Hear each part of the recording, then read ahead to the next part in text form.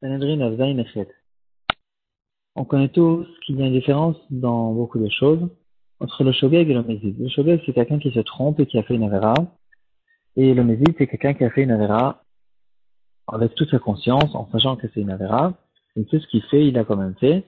Bien sûr que son cas, il est beaucoup plus grave. Dans toute la Torah, on retrouve deux notions. Aujourd'hui, on va voir une notion qui est intermédiaire. Quelque chose qui est entre les deux. Il est plus grave que shogeg et moins grave que mézid. Et il y a là-dessus une marloquette rishonim. Dans les poskim, on retrouve cette marloquette aussi. Est-ce que cette personne, il a un digne de shogeg ou il a un digne de mézid? On parle de celui qui dit à Omer Moutar. C'est-à-dire, il est conscient de ce qu'il fait, il le fait exprès, et son erreur est qu'il pense que cette chose est permise.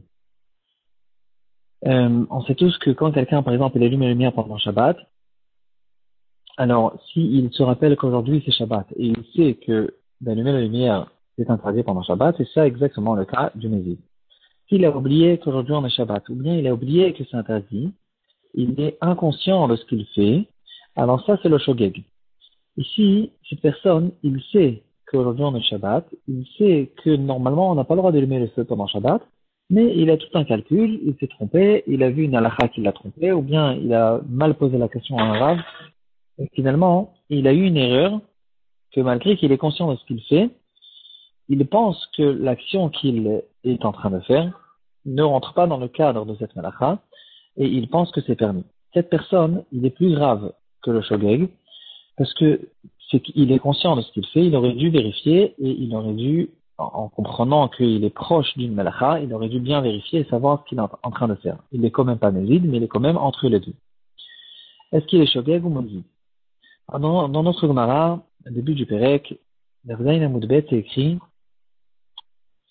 en ce qui concerne celui qui a tué quelqu'un de shogeg. Alors, si quelqu'un a tué quelqu'un d'autre de mézid, bien sûr qu'il est chayav mita. Et s'il a tué de shogeg, il y a une halakha spéciale qu'on retrouve longuement dans nos souviotes, c'est le din de Galout. Il est censé partir en exil, il va dans une des villes qui sont considérés comme des harem éclates, dans lesquels il est protégé d'un côté des proches de celui qui a été assassiné par lui, qui dans ces endroits-là n'auront pas la possibilité de le tuer, et d'un autre côté, c'est quand même une capara qu'il est censé passer, il est censé passer plusieurs années là-bas pour avoir une capara sur ce qui est arrivé avec lui. Et donc là, la Gemara, elle rentre dans les détails, qu'est-ce qu'on appelle shogeg, qu'est-ce qu'on appelle mézid, il y a plusieurs cas. Et la Gemara a dit que celui qui va en galoute à cause du fait qu'il est considéré comme shogeg, on ramène un passouk que c'est que dans le cas où il est pour de vrai shogeg. Par contre, si il pensait que c'était permis, bien sûr, on pense pas, c'est quelqu'un on parle pas d'un cas où quelqu'un il pense que c'est permis d'assassiner, mais peut-être qu'il avait un cas un peu compliqué, qu'il pensait que dans ce cas-là, il y a la possibilité, on permet de tuer cette personne. Il est rentré chez lui à la maison, il pensait qu'on avait le droit de le tuer dans ce cas-là ou dans n'importe quel autre cas. En tout cas, il pensait que c'était permis et c'était interdit. Dans ce cas-là, on ne le considère pas comme un shogeg, il ne va pas en galoute, à cause qu'il est proche du mézid.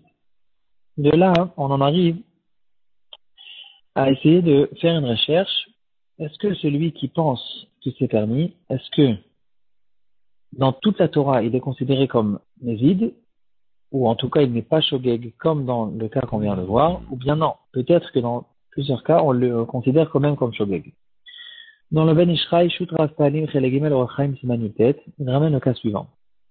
Une personne qui était chez lui à la maison, il avait une lampe, c'était une lampe qui est allumée avec du gaz.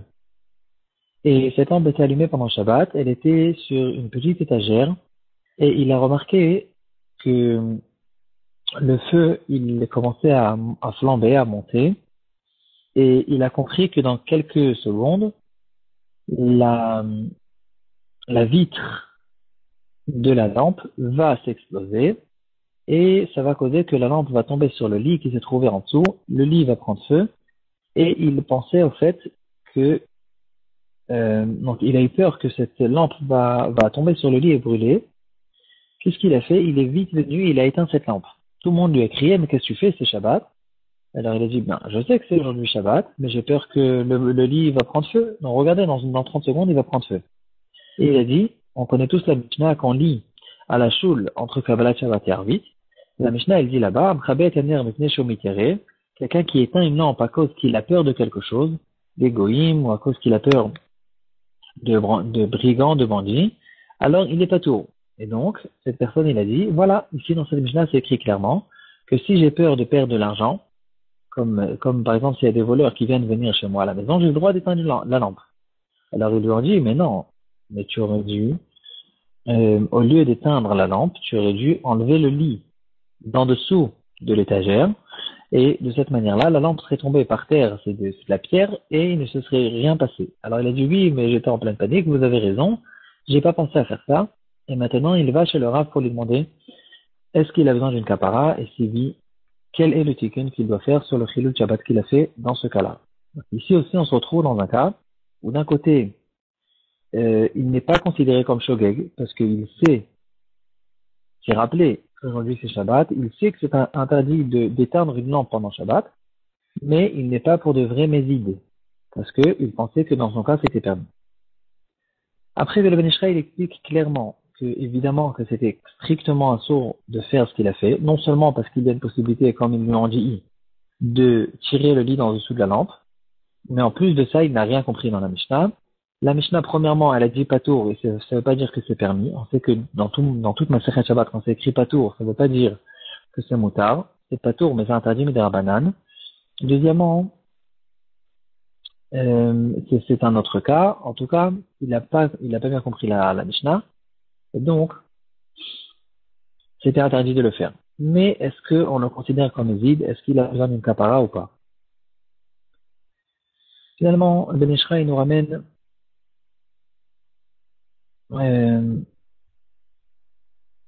d'autres cas de certaines personnes qui font certaines choses en pensant que c'est permis. Par exemple, dans le Issour Ve'eter, il y a un cas où il y a quelque chose qui a été interdit et que finalement il a été mélangé par quelque chose, un aliment qui a été permis. Et ça peut être permis dans le cas où il y a beaucoup plus d'aliments permis que d'aliments interdits, comme on connaît tous dans la halakha de Bassar B'Chalav, dans les Issour Ve'eter, etc. Mais bien sûr qu'on n'a pas le droit de faire ce mélange exprès. Alors qu'est-ce qu'il en est dans un cas où quelqu'un il a fait ce mélange en pensant que c'est permis? Est-ce que ça s'appelle qu'il a fait exprès et dans ce cas-là, l'aliment sera interdit même après que le mélange a été fait? Ou bien non, ça s'appelle shogeg et ça sera permis. Il ramène là-dessus une marloquette et grâce à cette marloquette qui se trouve dans les surveilleurs, on peut revenir à notre cas pour savoir est-ce qu'une personne qui fait une action en pensant que c'est permis, est-ce qu'il est considéré comme shogeg ou comme ezid? Il y a un prix Megadim. Il ramène les avis qui sont pour, les avis qui sont contre. Il ramène un autre exemple qui se trouve dans le Magen Abraham sur quelqu'un qui a parlé au milieu de la Tfila, au milieu des Brachot Kriyat Shema, qu'il y a là-bas aussi une différence s'il l'a fait de Mézid ou s'il l'a fait de Shogeg. S'il l'a fait de Mézid en sachant que c'est interdit, il doit revenir au début de la Bracha. Et là-bas aussi, le Magen Abraham il dit que peut-être que dans certaines communautés, dans certains endroits, il y a des gens qui pensent que c'est permis parce que les gens ont pris l'habitude de faire cette interdiction. Et il est possible que cette personne pensait que c'était permis. Et donc le Magen Avraham le considère comme shogeg. Et donc il ne lui demande pas de revenir au début. Le Raphaëlim, finalement, il tranche la halakha comme le Taz et le Magen Avraham qui disent que celui qui dit que l'action qu'il a fait, elle est permise, il est considéré comme shogeg. Omer Moutar, il est comme shogeg. Et donc, nous dit le Ben Ishraï, étant donné que dans la Chilul Shabbat, le shogeg il est chayav korban khatat, alors sa kapara sera que dans notre temps qu'il n'y a pas de khatat, il devra premièrement donner la tzedaka par une valeur, la valeur d'un khatat, d'un korban khatat. Il va cette tzedaka, il va la donner à des pauvres qui étudient la Torah. En plus de ça, il va jeûner 3 jours, lundi, jeudi et lundi. S'il a la possibilité de jeûner 7 jours, c'est encore mieux. Et quand il va recevoir le ta'anit dans le mincha de la veille, il va dire que il sacrifie la graisse et le sang. Il va diminuer à cause de son ta'anit. Il le sacrifie devant Hachem. que ce soit considéré comme un korban sur le Mizbeach à cause de la shgaga qu'il a fait, de l'interdiction qu'il a fait dans le Chilul Shabbat, des Shogeg. Et le jour du Ta'anit, il va étudier le Tanakh et les Mishnayot qu'on trouve dans le Tikkun de l'El Shavuot. Et il va étudier aussi le Hidrazuta. Il va faire aussi intéressant une kapara avec un coq comme on a l'habitude de faire avant un Tikkun.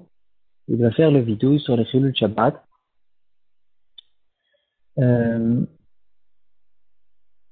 Dans toutes les filotes qu'il va faire les jours du jeûne. Et bien sûr, en faisant tchouva, en apprenant la halachot, il aura une kapara sur ce qu'il a fait.